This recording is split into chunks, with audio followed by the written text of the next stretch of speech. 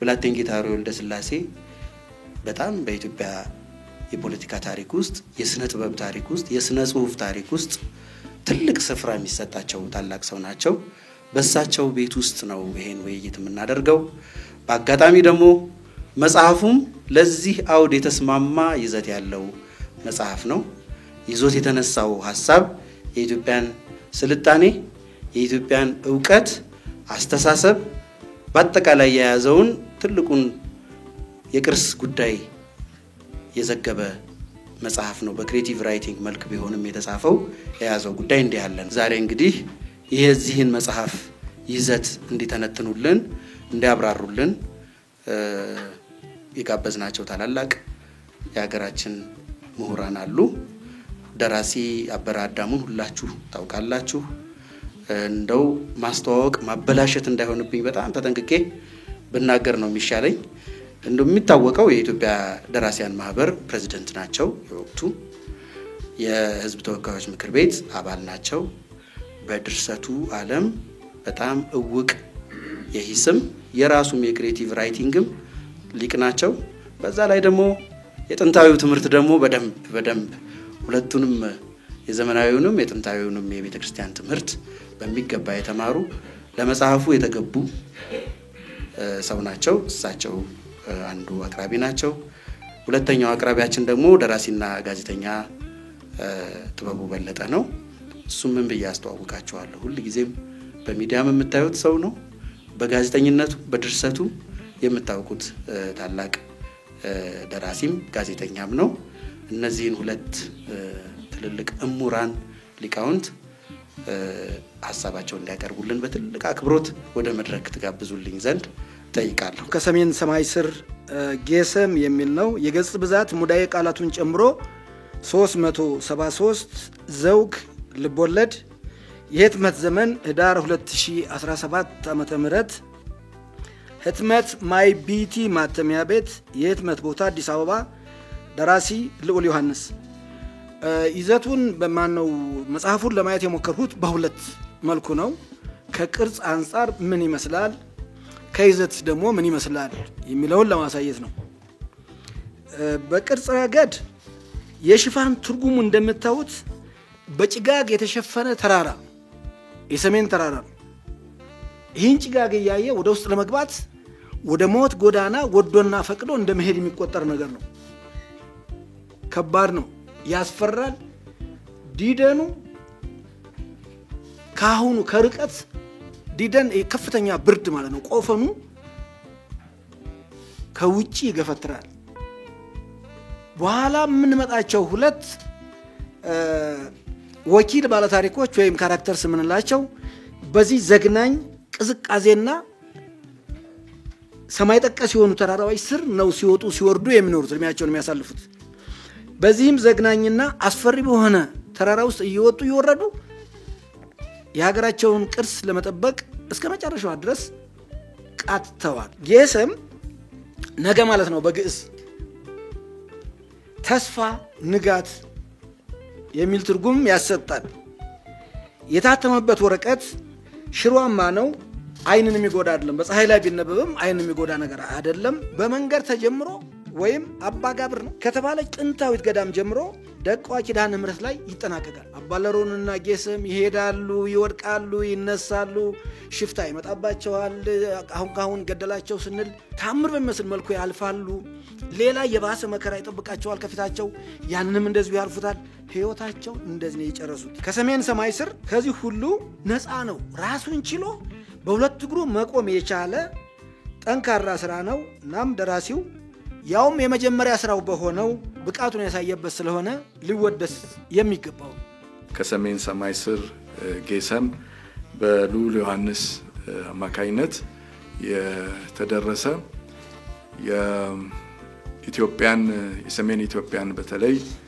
የጎንደርና አካባቢዋ ላይ ያለውን ታሪክ የቅርስ የሃይማኖት የማንነት የኢትዮጵያዊነት አሻራዎችን መሰረት አድርጎ ኢትዮጵያን ምን እንዳላት ምን ሀብት እንዳላት ምን ሐሳብ እንዳላት ምን መዋጮ እንዳላት በትውልዶች ዘንድ በነበሩ የረጅም ዓመታት ታሪኮቻችን ውስጥ ኢትዮጵያ ምን አይነት እንደነበረች እሱ በመረጠው የልቦለድ ዘውግ የእውነተኛ ታሪክ ላይ ተመስርቶ ባሉት እውነተኛ ታሪኮች ላይ እና ቦታዎች ስፍራዎች ላይ ተመስርቶ ያዘጋጀው መጽሐፍ ነው።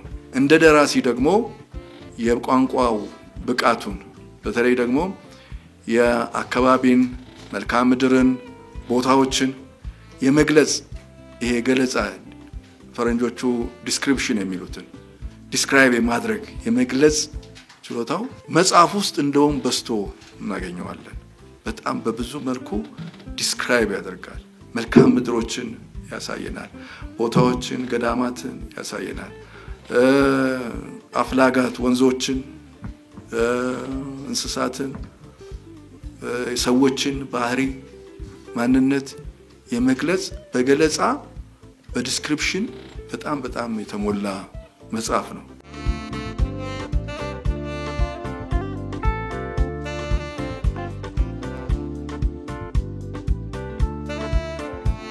መጽሐፉን በማይበት ጊዜ እኔ ዶክተር ጓለ እንደገና ተወለዱ ወይስ መጽሐፋቸው ሌላ ጓለ ወለደ የሚል ጥያቄ መጥቶብኛል። የከፍተኛ ትምህርት ዘይቤ በሚለው መጽሐፋቸው ውስጥ በተዋህዶ ከበረ ሚል አንድ ግሩም ሐሳብ አላቸው እና ያን ሐሳብ በሉል መጽሐፍ ውስጥ አግኝቻለሁ። አባ ለሮን የተባሉት ሰው የውጩን የምዕራቡን ዕውቀት ከኢትዮጵያው ዕውቀት ጋር አላምደው አዋህደው ሌላ ትልቅ ዕውቀት አድርገው ሲጠቀሙበት በዚህ በጀሰም መጽሐፍ ውስጥ በሚገባ አሳይቶናል እና ለዚህ ምስጋና ይገባዋል። እኔ ምለው ኖርማሊ አሁን ጄኔሬሽኑ ከማንበብ ይልቅ ሞር ወደ ሚታይ ነገር ካፕቸር የሚያደርጋቸው ነገሮች ይፈልጋሉና ይሄንን መጽሐፍ ይሄንን ዌልት ወደ ፊልም ምታሳድግበት ኦፖርቹኒቲ አለ ወይ? እኔ ሳነበው ሰቅዞ ነው ያዘኝ። እስከምጨርሰው መጽሐፉን ማስቀመጥ አልቻልኩም ነበር። አንድ ነገር ግን ማለት እንፈልገው ከመድረኩ ጋሻበረ ሲያነሳ የነበረው ይሄ መጽሐፍ ወደ ለልጆችም መማሪያ እንዲሆን ወደ ትምህርት ቤት መሄድ አለበት የሚል ነገር ተናግሯል።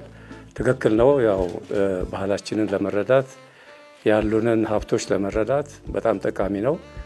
ግን ቋንቋው ትንሽ ከበድ ያለ ነው። በርከት ያሉ የከተማ ልጆች ሊረዷቸው የማይችሉ ነገሮች ስላሉ ሙዳያ ቃላቱ በሚቀጥለው ጊዜ መጽሐፉ በሚታተምበት ጊዜ የበለጠ ቢዳብር የተሻለ ይሆን የሚል ግምት አለኝ።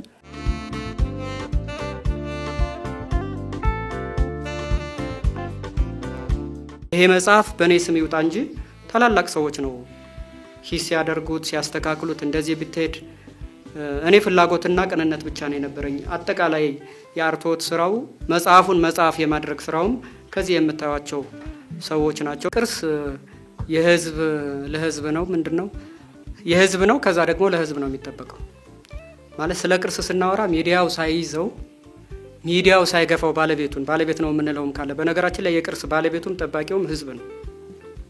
የሆነ መዋቅር ብቻ የሚጠብቀው ጉዳይ አይደለም። መዋቅር ይፈጠራል ይሟሸሻል። ህዝብ ነው በብዛት ሲጠብቀው የኖረው። አጠቃላይ የምነት ተቋማቶችም ናቸው ሲጠብቁት የቆዩትና እኔ ወደ ሌላ ነገሩን ወደ ሌላ አካል ሳንገፋ ሁሉም ሰው ኃላፊነት አለበት። ቅርስ በነገራችን ላይ እንዳይጠፋ ከሚያደርጉት እንትኖች መንገዶች አንዱ ቃል ነው። ቃል አይጠፋም። ቁሱ እንኳን ጠፍቶ ቃሉ ይኖራል። ለምሳሌ ታቦተ ጽዮን ዓለም ላይ ጠፍታለች የሚል ሰው አለ። ቃሉ ግን አለ። እኛ እዚህ ያለች ኢትዮጵያ ውስጥ እንዳለች እናምናለን እናውቃለን። የኛ ቅርስ ነች። ቅርሷ የለችም የሚለው አካል ግን ስለሷ ሲያወራ ይውላል። ቃሉና መጠራው ዲስክሪፕሽኑ ስላለ ማለት ነው። ስለዚህ ትንሽ ቀለል እንዲል በሚል ቋንቋውን ከዲስክሪፕሽን ውጭ ማድረግ በጣም አስቸጋሪ ነው የሚሆነው። አይጠቅምም፣ ለማንም አይጠቅምም። ሰውን እንዲገባው ሳይሆን ቋንቋውን ማስተካከል ያለበት ሰው ወደ ቋንቋው እንዲመጣ ነው ማስተካከል ያለበት። ቅርስ ያንድ አካባቢ ያንድ እምነት ተቋም አይደለም። ቅድም እንዳልነው ብራና መጽሐፍ ብራናው የቤተ ክርስቲያን ሊሆን ይችላል ወይ የሆነ በመስጊድ ላይ ብራና መስጊድም ስላለ ማለት ነው የመስጊድም ንብረት ሊሆን ይችላል። እዛ ውስጥ ያለው ዕውቀት ግን ለምሳሌ በዛ ላይ አንድ ከባድ በሽታ የሚፈውስ መድኃኒት እንዴት እንደሚሰራ የሚያሳውቀን ከሆነ ያ መድኃኒት ሃይማኖትና ብሔር ይመርጣል እንዴ? የዓለም ቅርስ ይመዝገብልን ስንል በነገራችን ላይ ቅርሱ የሰው ልጆች ሁሉ ቅርስ ይሁን እያልን ነው። የዓለም ቅርስ ሆኖ ካልተመዘገበ እንላለን። በቃ የዓለም ቅርስ ሆኖ ተመዘገበ ማለት የሰው ልጆች በሙሉ ቅርስ ነው ማለት ነው። ከዚያ አኳያ እኔ ሚኪ ቅድም ያነሳው መሰረታዊ ጥያቄ አለ። ምንድነው የምናደርገው ያለው አትሊስት ዩቲዩብን በዚህ በዘመናዊ በቴክኖሎጂ በመናም እንጠቀም በጣም ጥሩ ነገር ነው። አሁን ቴክኖሎጂ መኮረጅ በጣም ጥሩ ነው። ከውጭ ሀገር እሴትን መጣል ነው አደገኛ የሚሆነው ማለት ነውና በቴክኖሎጂ በመናም እንትን ብለን ቀጣይ ውይይቶች ቢደረጉ ጥሩ ነው ማድረግ ያለብን ይመስለኛል። ጋሽ አበረ እንዳነሳው ይሄንን መጽሐፍ አንድ ጊዜ 1000 ምናምን አካባቢ እንዳሳተምን ነገር ነው። ማሳተሙ በጣም ከባድ በቃ እንግዲህ ዝም ብሎ አንድ ሰው ያንብበውና ኦዲዮ እናርገው ይያለ ነበር። ኦዲዮ ስንት ኦዲዮ ጫካ ውስጥ ነው የሚገባ ኦዲዮ ማለት ነው። መጽሐፍ ቢሆን አልሞ አስቦ የሚያነብ ሰው ያገኘው ነበር። ሰው ምስክርነት ካላገኘ ምን ተጻፈ ሳይሆን ማን ነው የጻፈው ነው። የንግድ ነው እውቀት የንግድ ነው። በቃ ገበያ ነው ዲተርማይን የሚያደርገው። ገበያው ሪጀክት ካደረገው ሪጀክት ያደርገዋል። እግዚአብሔር ይመስገን እስካሁን ብዙ ሰው መጽሐፉን እንግዛ ሳትም የሚለኝ አለ። ያግዘኝ የሚንቀሳቀስ ሰው አለ። ግን ምን ያህል አስቸጋሪ እንደሆነ ለመጻፍ ከዚህ በኋላ ገብቶኛል። እንዴት እንደሚጻፍ አይቼዋለሁ። ማለት እንደ እግዚአብሔር ፈቃድ የሆነ ነገር ጀማምር ያለው ይሳካል ብዬ ገምታለሁ። ለመጻፍ ችግር ያለው አይመስለኝም። ማለት በጣም የሚያዘናና ነገር ነው። በነገራችን ላይ መጻፍ ትስቃላችሁ፣ ታለቅሳላችሁ፣ በራሳችሁ ኢማጂኔሽን ውስጥ ናችሁ ማለት ነው። በጣም ሪዋርድ ያለው ነው። ከመጽሐፍ በላይ የሚያዘናና ነገር ያለ አይመስለኝም። ስራም አይደለም መዝናኛ ነው ማለት ነው። መጽሐፉን በምን ፍሬምወርክ ማስቀመጥ አለብን? ምን ሆነን ነው እዚህ ደረጃ ያደረስነው የሚል ቁጭት ጥያቄ ነው መሰረቱ። ግራ ገብቶ ነው። እኔንም እንደዛው ግራ ገብቶኛል። ግራም ያጋባል። ዘመናዊ ትምህርት የእውቀት ጀማሪዎች ሆነን ይያለን ዘመናዊ የሚባል ትምህርት መጣና ከስራችንን አናጋው። በኔ እምነት መሰረታችንን ያናጋው። በአውሮፓ ውስጥ ዩኒቨርሲቲዎች የተቋቋሙት ከሃይማኖት ትምህርት ቤቶች ነው። በርካታ ፈላስፋዎች እነ ሩሶ እነ ቶማስ አኩናስ እነሱ የሃይማኖት ተማሪዎች የነበሩት ወደ ዩኒቨርሲቲነት የተቀየሩትም ስርዓተ ትምህርቱ የተዘረጋው በነበረው ሃይማኖታዊ ትምህርት ላይ ተመስርቶ ነው። እኛ ሀገር ቁጭ አድርገነው ራሳችንን ዘመናዊ ትምህርት ፈረንጅ ያለንን እንሆናልና ጀመርነው። ፈረንጅም አልሆንም እኛንም አልሆንም። በተቃራኒው እነ ጀርመን በግዕዝ የተጻፈውን መተው ቅድም ስትሉት እንደነበረው ዕውቀታችንን ዘርፈው ወስደው ምርጡ መድኃኒት በዓለም ላይ ዛሬ ጀርመን ነው እንላለን። ግን የኛ መድኃኒት ነው ከኛ ሄደ ነው። እጸ ደብዳቤ የተባለው ከኛ ተዘርፎ የሄደ የመድኃኒት እና ስርዓተ ትምህርቱ ዘመናዊነት መጣ ብለን ዘመናዊ ልንሆን ስንል ቆጡን ወርድ ብላ የብቷን ጣለች እንደሚባለው ነው የሆነብን። እና ስርዓተ ትምህርቱ ውስጥ መካተት አለበት። አንድ ጊዜ አድምኡ ተስፋ መርየታ አድምኡ ተስፋ የሚባሉ የቅኔ መምህራችን ቅኔ ስቀበላቸው እኔ ቆሜ እሳቸው እየዘረፉ ነው። ከሁለት ቀን በፊት የዘረፉትን ቅኔ ጉባኤ ቃና መልሰው ዘረፉት። እንታ ይሄ ቅኔ ብሂል ነው አልኳቸው። ብሂል ማለት ፕላጃራይዝ አድርገዋል ራስዎን ነው። የማን ቅኔ ነው? የእርሶ። መቼ ዘረፍኩት? ከትላንትና በስቲያ ዘርፈውታል። ተቀበላሉ። ማእከለ ብዙሃን አርደይት ዘይተገብረ ተገብረ አምጣነ መምህር ይተናገር ዘይሰማው ነገር አሉ። በተማሪዎች መሃል ተደርጎ የማይታወቅ ነገር ዛሬ ተደረገ።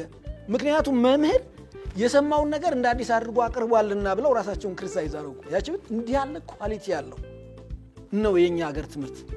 በመድረሳውም በኩል በእስልምናው በፍጹም አንዲት ቃል አታልፍ በቸልታ እና ምን ይደረግ? ወደኛ እንመለስ ነው ወደ ራሳችን።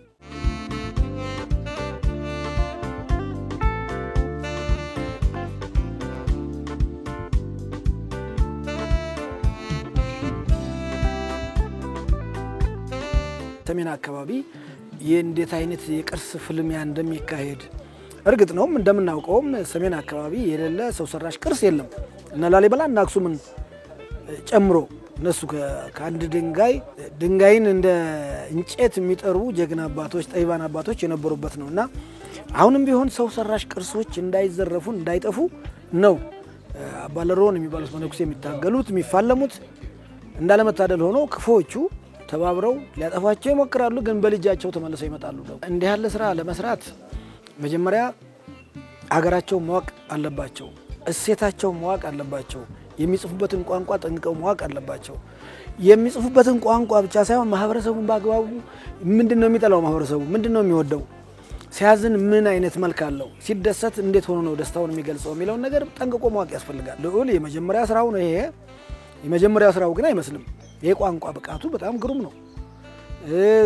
የተንዛዛ ወኪል ባለ ታሪክ ወይም ገጸ ባህሪ የለው። አቀብለው ሸሽ ናቸው ያሉት። ወይ ደንጋይ ሊወረውሩ ወይም በጥይት ሊመቷቸው የሚፈልጉ ሲስቷቸው በዚያው ከጥይቱ ጋር አብረው የሉም ሌሎቹ። ሁለቱ ባለ ታሪኮች ወይም ገጸ ባህሪዎች ግን እስከ መጨረሻው ድረስ ይዘልቃሉ። ራሱን የቻለ ይሄም ሌላ የጥንካሬ ማሳያ ነው። አንባቢያን ዛሬ በዚህ በእጅ ስልካችን ተጠምደናል። እገሌ ወረደ፣ እገሌ ተሰደደ፣ እገሌ ተገደለ ወይም እገሌ እንዲያረገ የሚል ነገር እንሰማለን። በዚያ ግልብ የሆነ መረጃ እንዝና ጊዜያችን እናጠፋለን። መጽሐፍት ግን እውነት ናቸው። እንደ ጌሰም ያሉ መጽሐፍት ወይም እንደ ከሰሜን ሰማይ ስር ያሉ መጽሐፍት በእውነት ነገር ላይ ተመስርተው የተጻፉ በመሆናቸው ዕውቀታችንን ያዳብሩልናል፣ ማንነታችንን በአግባቡ እንድንረዳ ያግዙናል። ስለዚህ አንባቢው ይሄ ደራሲ ሲጽፈው ተጨንቆ ጊዜ ወስዶ እንደገና በወረቀት እጅግ በተወደደበት ዘመን ላይ ከፍተኛ ዋጋ አውጥቶ ነው ያሳተመው። የሚጠቅማቸው ግን መጽሐፍ ነው፣ ከኬክ በላይ ዋጋ ያለው ስለሆነ። ልደታቸው ስጦታ ስንሰጥ፣ በዓል ስናከብር የሆነ ነገር ሰርፕራይዝ የሚባል ነገር ዘንድሮ መጥቷል። ድንገት የፈጠዚያም ይሉታል አንዳንድ ሊቃውንት። በድንገት ለማስደሰት ግን ልጆቻችንን ሆነ ቤተሰባችንን ወይ የምንወደውን ጓደኛ መጽሐፍ ገዝተን እንደዚህ ያለ መጽሐፍ ብንሰጠው። ከዛ ውጭ ደግሞ ትምህርት ሚኒስቴር ፍቅር እስከ መቃብርን ስነ ጥበብና ትምህርትና ስነ ጥበብ ሚኒስቴር የሚባለው ነው ያሳተመው። ፍቅር እስከ መቃብርን እንደዚሁ ተመጥነው ዋጋቸው ከፍ ያሉ መጽሐፍትን በማሳተም ጭምር በየትምህርት ቤቶቹ በማሰራጨት ትምህርት ሚኒስቴር ሊሰራ ይገባዋል። ባህል ሚኒስቴር ንባብ ባህል እስከሚሆን ድረስ ጠንክሮ መስራት አለበት። መገናኛ ብዙሃን ንባብ ላይ መጽሐፍት ላይ መስራት አለባቸው። መጽሐፉ ያው አንድ ሰው መጽሐፍ ለመጻፍ መጽሐፉን መምሰል አለበት ይባላል። ያው እኔን ስለሚመስል ነው ማለት እኔን ስለሚመስል ማለት እድገቴ ከቅርስ ጋር የተያያዘ ነው። የቤተሰቤም አጠቃላይ እንቅስቃሴ ከዛ ጋር የሚያያዝ ነው። በኋላም የተማርኩት ቅርስና ቱሪዝም ነው። አገር ውስጥም ውጭም በመንግስት ኃላፊነትም የተወሰነ ጊዜ አገልግያለሁ። አማራ ክልል ባህል ቱሪዝም ቢሮ ምክትል ኃላፊ ሆኜ እንደዚሁ ስሰራ ነበር። ጎንደር ዩኒቨርሲቲ ደግሞ መምህርም ተመራማሪም ሆኜ ቅርስና ቱሪዝም ላይ ስሰራ ነበር። ስለዚህ መጽሐፉ እኔን ስለሚመስል እንዲሁ ያየሁትን ችግር ነው ያልኩትን ቢስተካከል ያልኩትን ነው በትንሽ በፊክሽን መልክ ማለት ነው በዚህ በድርሰት መልክ ያዘጋጀሁት ማለት ነው። አንድን ታሪክ በድርሰት እንዴት ነው ማዘጋጀት የሚባለው ጀማሪ ስለነበርኩ እሱ ነበር ረጅም ጊዜ ወሰደብኝ። እንዴት ነው የሚሰራ የሚል ብዙ መጽሐፍ አነበብኩ። እንደ ፈተናም አይደለም እንደ ጥሩ አጋጣሚ ነበረ። ምክንያቱም የመስራት ፍላጎት ስለነበረኝ ስራዎች እንዴት ነው የሚሰሩት፣ ከዚህ በፊት የተሰሩ ስራዎች ምንድናቸው የሚለው እሱን ለማንበብ ረጅም ጊዜ ወስዷል። ምናልባት እንደ ፈተናም እንደ መልካም አጋጣሚም ልንወስድ እንችላለን። አንባቢያን ያው ስራውን ማንበብ ይጠበቅባቸዋል። ምክንያቱም የጋራ ጉዳይ ነው ማለት የአንድ አጀንዳ አይደለም። አንድ ዘውግ ወይም አንድ የሆነ የኢኮኖሚ ሴክሽን ወይም የማህበረሰብ ክፍል ጉዳይ አይደለም የሚያወራው። ቅርስ ስንል ሰው ስለሆንን የትናንት ቤተሰቦቻችን ያስቀመጡልን ነገር አለ። አሁን እኛ ያንን እንጠቀማለን፣ ግን ደግሞ ሙሉ በሙሉ ማበላሸት አንችልም። እንዲያው ማሻሻለን ለሚቀጥለው ትውልድ ማሳለፍ ይኖርብናል ማለት ነው። ስለዚህ እንደዚህ አይነት ትውልዶች የሚቀባበሉት ነገር ስለሆነ ሲያነቡት ቅርሱ ላይ ያለው አደጋ ምንድነው፣ እንዴት ነው ችግሩን ልንፈታ የምንችለው፣ የኛ ድርሻ ምንድነው? ምክንያቱም አንድ በቅርስ ጥበቃ ላይ በጋራ የሚነገር አንድ ነገር አለ፣ ብዙዎቹ የሚስማሙበት ማለት ነው። የሁሉም ሰው የሆነ የማንም ሰው አይሆንም። ቅርስ የሁሉም የማህበረሰብ ክፍል ሀብት ስለሆነ ይሄ ነው የሚባል ባለቤት ስለማይኖረው ጉዳት ሲኖርበት ያን ያህል ፈጣን ምላሽ የሚሰጥ አይኖርም። ስለዚህ እንደዚህ አይነት ነገር እንትን እንዳይል በመዋቅር ደረጃ ያለው ይሄ ቅርስ የሚጠብቁ አካላት፣ በቅርስ ዙሪያ የሚንቀሳቀሱ አካላት አቅማቸው እንዲጠነክር መደገፍ ያስፈልጋል። የሰው ልጅ በዓለም ላይ ያየናቸው ስልጣኔዎች ምጥቀቶች በዛሬ እነ ቻይና ለምሳሌ ይሄ ዘመን የቻይና ዘመን ነው፣ የጃፓን ዘመን ነው እና መጥቀዋል በስልጣኔ። የእነ አሜሪካ ሲቪላይዜሽን አለ መጥቀዋል። እንግሊዞቹ፣ አውሮፓውያን፣ ጀርመኖቹ በስልጣኔ መጥቀዋል። የዚህ ሁሉ ስልጣኔ ምንጭ በደም ስናጠው መጽሐፍት ናቸው። በመጽሐፍት ውስጥ ያሉ የተጻፉ ጉዳዮችን ማንበብና እነሱን መተግበር ነው የስልጣኔ ጉዞ የሚደረገው። ስለዚህ ለምን ወደ ኋላ ቀረን ካል ማንበብ በውስጣችን ስለጠፋ ስለማናነብ የተጻፈው ስለማናነብ ስለማንመረምር የምርምር ጉዳይ የለንም። አንባቢ ምን አይነት ሰው ይሆናል መሰለሽ? ሚዛን ያደርጋል። እንደገና ደግሞ ባነበበ ቁጥር የቀረውን የራበራውስ የቀረውን ነገር ያያል።